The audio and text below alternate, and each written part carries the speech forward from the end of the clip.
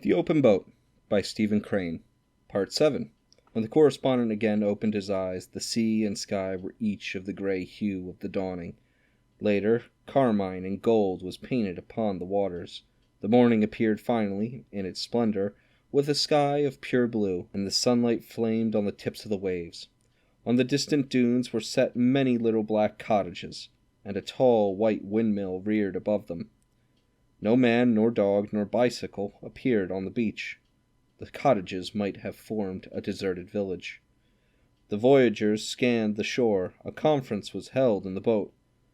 "Well," said the captain, "if no help is coming, we might better try a run through the surf right away. If we stay out here much longer, we will be too weak to do anything for ourselves at all." The others silently acquiesced in this reasoning. The boat was headed for the beach. The correspondent wondered if none ever ascended the tall wind tower, and if then they never looked seaward. This tower was a giant, standing with its back to the plight of the ants. It represented, in a degree, to the correspondent, the serenity of nature amid the struggles of the individual. Nature in the wind and nature in the vision of men. She did not seem cruel to him then, nor beneficent, nor treacherous, nor wise. But she was indifferent. Flatly indifferent. It is, perhaps, plausible that a man in this situation, impressed with the unconcern of the universe, should see the innumerable flaws of his life, and have them taste wickedly in his mind, and wish for another chance.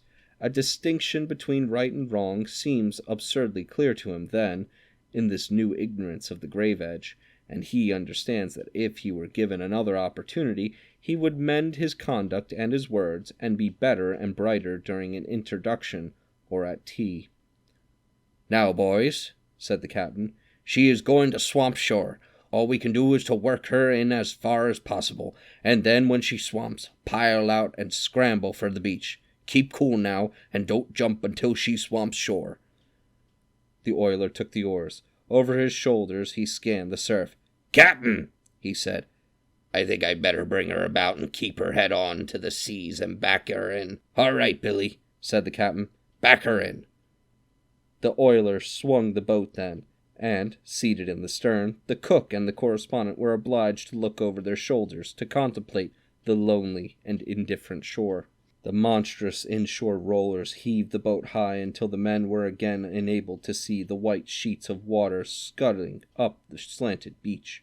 "We won't get in very close," said the captain.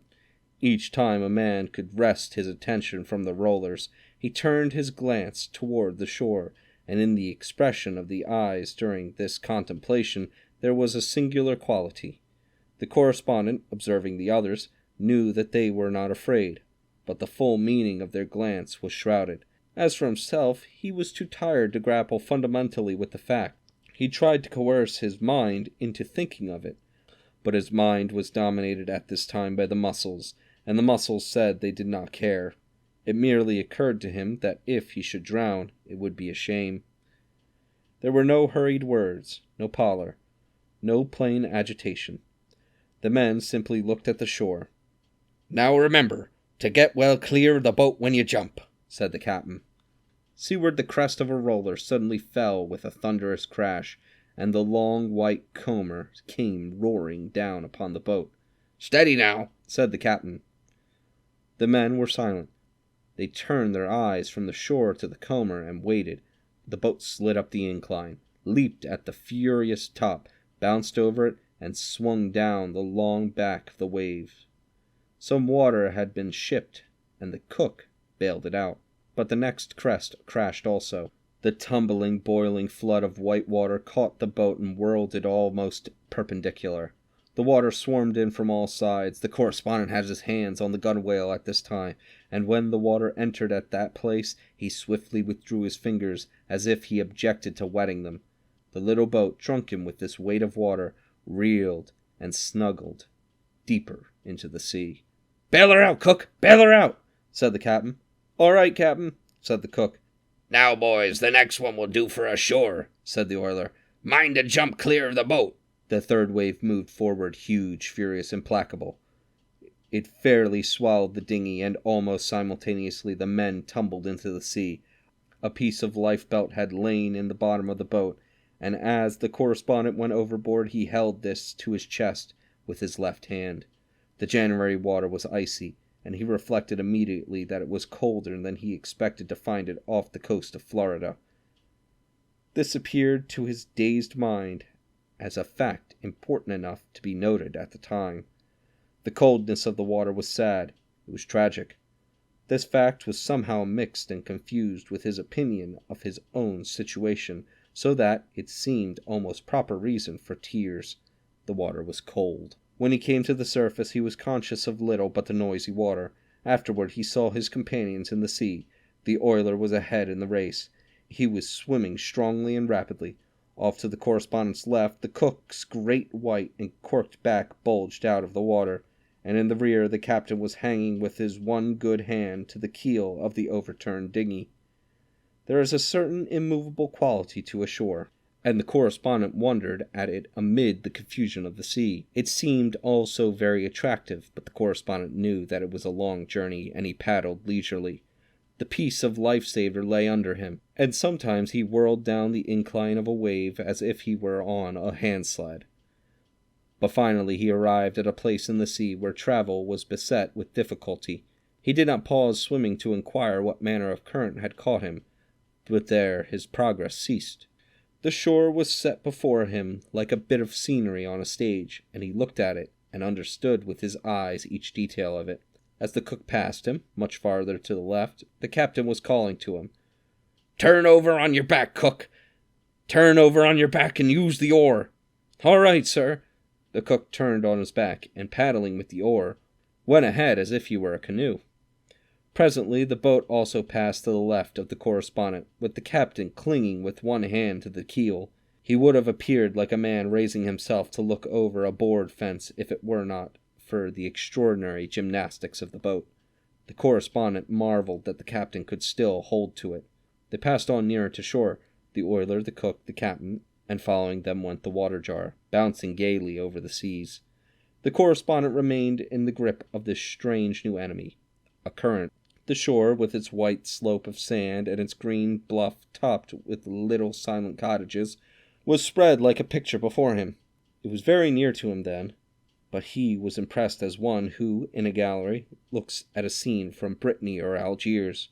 He thought, "I am going to drown. Can it be possible? Can it be possible? Can it be possible?" Perhaps an individual must consider his own death to be the final phenomenon of nature. But later a wave perhaps whirled him out of this small, deadly current, for he found suddenly that he could again make progress toward the shore.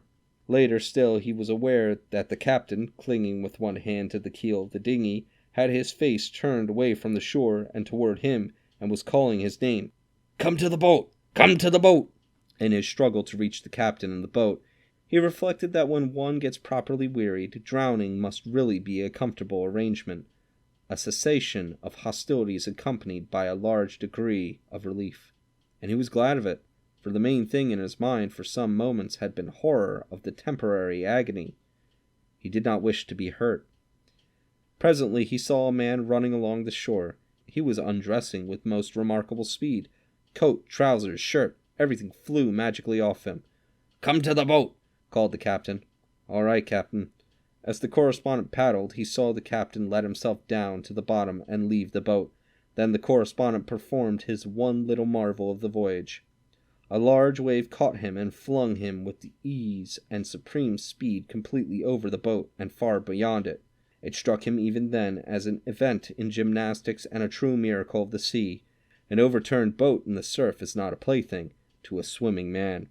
The correspondent arrived in water that reached only to his waist, but his condition did not enable him to stand for more than a moment. Each wave knocked him into a heap, and the undertow pulled at him.